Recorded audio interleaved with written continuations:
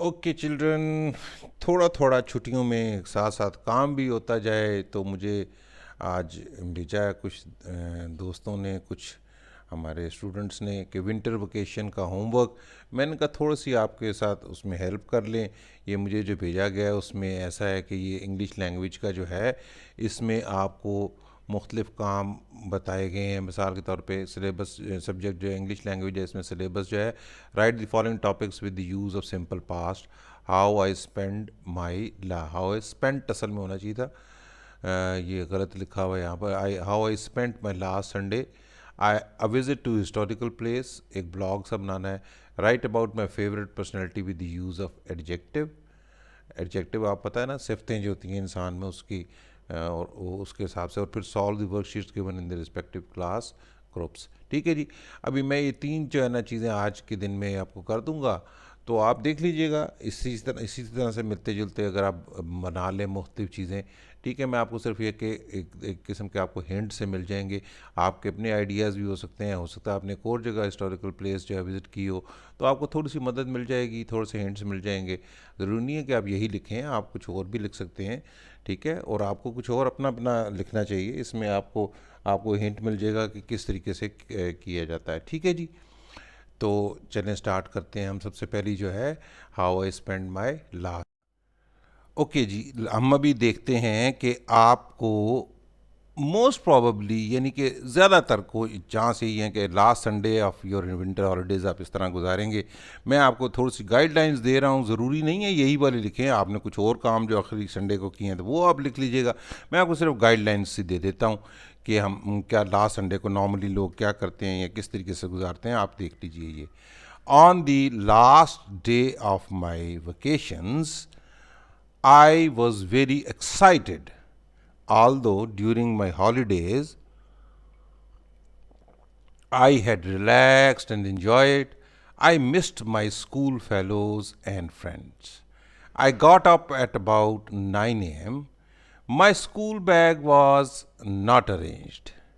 I arranged the school bag for the next day. Then I prepared my school uniform. We had invited some guests on lunch. The guests had lunch with us and we saw them off.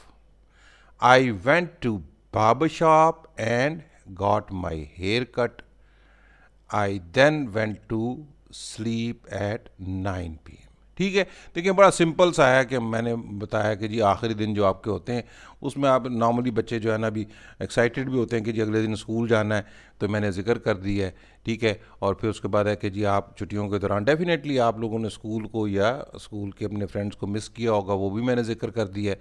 फिर उसके बाद आपने आखिरी दिन अपना school bag अगले दिन के लिए तैयार करना था, वो उसका जिक्र कर दिया। आप किसी भी अल्फाज में किसी तरीके से जिक्र कर सकते हैं कि अपना यूनिफॉर्म अगले दिन के लिए तैयार करना है, वो आपने जिक्र कर दिया।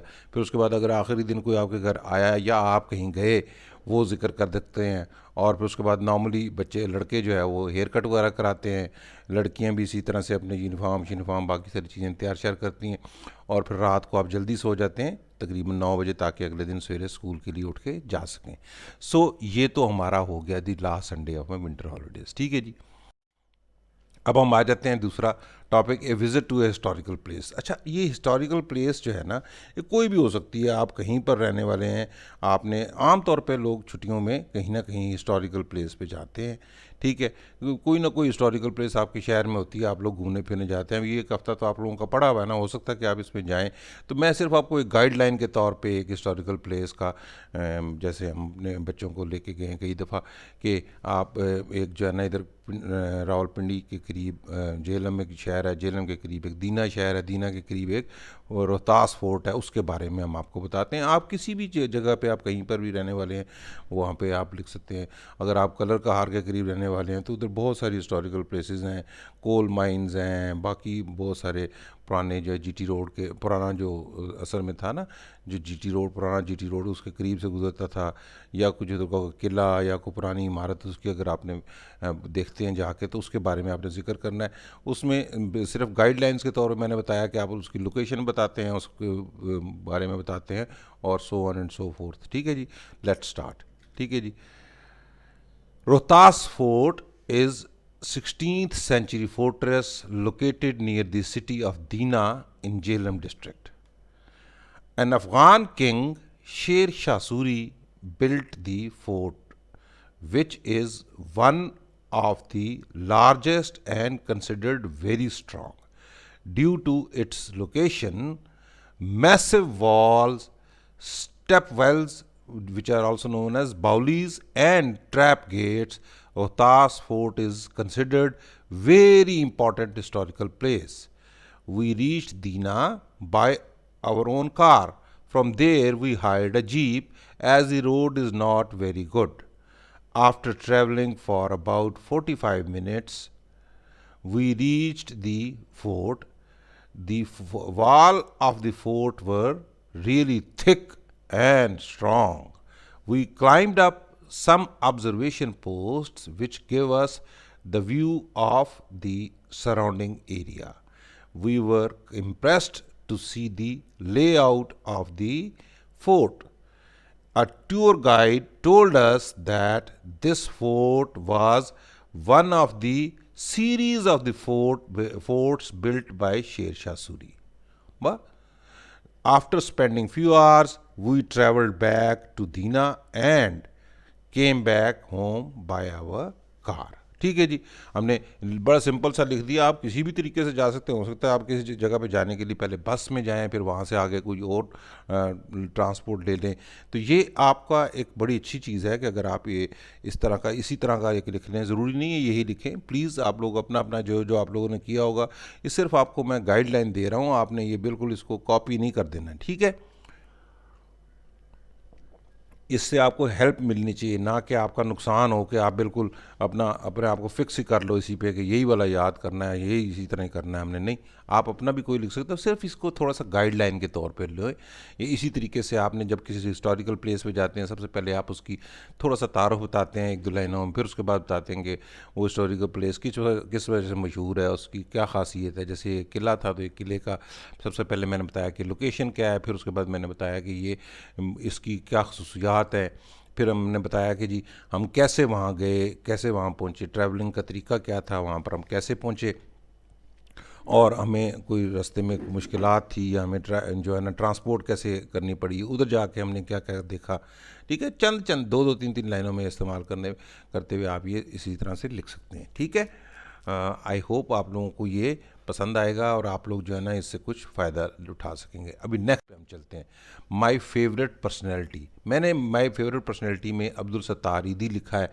आपकी फेवरेट पर्सनैलिटी कोई भी हो सकती है, कोई आजकल के जो ज़िंदा हैं या जो मर गए हैं लोग जो फोत हो गए हैं. कोई कायद आज़म के बारे में लिख सकता है, कोई लामा इकबाल के बारे में लिख सकता है, कोई सर सैयद अहमद ख़ान के बारे में लिख सकता है, एंड सो मैनी पीपल. मैंने अब्दुल सत्तार ईदी, इन बेचारों की भी डेथ हो गई हुई है, बड़े ग्रेट आदमी थे. मैंने उनके बारे में एक आपको थोड़ा सा लिख के बताता हूँ कि अब्दुल सत्तार ईदी is my most favourite personality. He is famous all over the world for his welfare works. He was a very kind and humble person. He founded the ED ambulance service. It is the biggest ambulance service in the world. He adopted nearly 20,000 homeless children. He was such a simple person that he never allowed anyone to help in his day to day work. He always wore simple clothes. He used to feed the handicapped persons with his own hands. He was called the Angel of Mercy. He has inspired many people by his noble deeds. ठीक है, देखें अभी मैंने इसमें लिख दिया. पहले तो हमने उस पर्सनैलिटी के बारे में लिखना है. ठीक है, पर्सनैलिटी के लिखने के बाद उसके हमने बताना है कि मेरी फेवरेट पर्सनैलिटी क्या है. कि पहले आपने लिखना है जी फ़लाँ इज़ माई फ़लाँ इज़ माई फेवरेट पर्सनैलिटी. फिर आपने लिखना है कि वो क्यों है. मैंने लिखा जी कि ये दुनिया में वो मशहूर है अपने वेलफेयर की वजह से. ठीक है जी. फिर उनके कामों के बारे में आपने लिखना होता है कि जी उन्होंने क्या क्या काम किए. किसी भी जो फेवरेट पर्सनैलिटी आपकी, उसकी कोई साइंसदान हो सकता है, कोई वेलफेयर के काम करने वाला हो सकता है, कोई प्लेयर हो सकता है। आप सारी चीज़ें उसके बारे में लिखते हैं। फिर उसके बाद आप बताते हैं कि उनकी क्या क्या अचीवमेंट्स थी। जैसे अब्दुल रस्तारी जी का हमने लिखा है कि जी वो एम्बुलेंस सर्विस उन्होंने बनाई गरीब लोगों के लिए। फिर उसके बाद उन्होंने 20,000 बच्चों को अडॉप्ट किया हुआ था, उनको पालते थे, खाने पीने का अरेंज करते थे। दुनिया में उनकी सबसे बड़ी एम्बुलेंस सर्विस थी। फिर उसके बाद यह है कि जो माजूर लोग होते थे उनके लिए उन्होंने जगह बनाई हुई थी, और वहाँ पर वो उनको कई दफ़ा तो अपने हाथ से खाना खिलाते थे, बड़े सिंपल कपड़े पहनते थे, और उनको रहमत का फ़रिश्ता या एंजल ऑफ मर्सी कहा जाता है। और उन्होंने बहुत सारे लोगों को भी इंस्पायर किया है अपने इन कामों की वजह से। ठीक हो गया जी। तो ये तीनों तो हो गई। अगर किसी के पास और अपने होमवर्क्स हैं या कोई और चीज़ है तो आप लोगों को मेरे पास आप लोग मुझे बता सकते हैं, और मेरा व्हाट्सएप नंबर पे आप लोग अगर आप चाहें तो व्हाट्सएप भी कर सकते हैं। ये मैंने आज इंग्लिश का कर दिया है। अगर मुझे भी ये वर्कशीट्स आ गई तो वर्कशीट्स भी कर देंगे। इसी तरह उर्दू का, और उर्दू, साइंस, एसएसटी, ये जो जो काम है आप लोगों के, अगर आप मुझे बताते जाएं तो इंशाल्लाह मैं पूरी कोशिश करूंगा कि आप लोगों की रहनुमाई इसमें कर सकूं। बस इसमें सिर्फ एक मेहरबानी करनी है कि आपने रट्टा लगाने पे नहीं, और बिल्कुल छापा लगाने या नकल करने पे नहीं है। आपने इसमें अपना दिमाग इस्तेमाल करके अपने अल्फाज ज़रूर इस्तेमाल करने हैं। गलती हो जाती है, कोई मसला नहीं, गलती होना बुरी बात नहीं है। गलती करने के बाद सीखना ना सीखना बुरी बात है। एक दफ़ा गलती हो जाए कोई बात नहीं, उससे करेक्शन हो जाएगी और हो सका आपका ठीक हो जाएगा, पर आपने काम ज़रूर करना है अपना। ठीक है जी। शाबाश, खुदा हाफिज़। अल्लाह ताला आप लोगों के लिए आसानियाँ पैदा करें। आप लोग अगर चाहें तो ये हमारी वीडियो को लाइक करें और अपने दोस्तों के साथ शेयर भी करें, ताकि उनके लिए भी फ़ायदा हो सके। उनको भी, लोगों को, जिन लोगों को होमवर्क करने में थोड़ा सा मुश्किल हो रही है, तो वो भी साथ साथ काम कर सकें। ठीक है जी।